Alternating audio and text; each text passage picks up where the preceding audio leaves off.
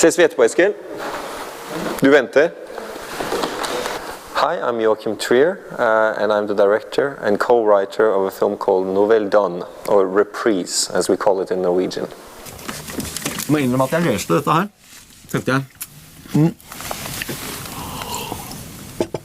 Dette her, det en bok. Skal vi utgi fra oss på det? Det helt rått. Ja. Vi skal skrive og lese bøker. The problem with Nouvelle Donne is when you say to people, oh, it's a film about two young men who wants to write a book. It's like people, you know, it's not about writing. It's writing as a metaphor for passion and a shared ambition and something that these guys desperately want to do with their life. It could have been something else. It's a lot about identity, I guess, and we felt that to have a rather chaotic structure where emotions swift from something contemplative and serious and then suddenly into something comical was mirroring the mindset of these young guys. You know, they would sit in one moment and talk about Kierkegaard, and then a beautiful girl walks by and they spin off into an anecdote. The characters in the film are all in a changing phase of life. They're early 20s.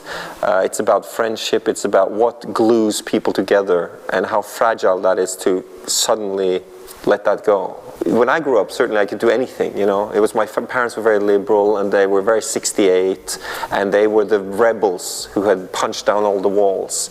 And the question I'm asking in the film, what's left for the next generation?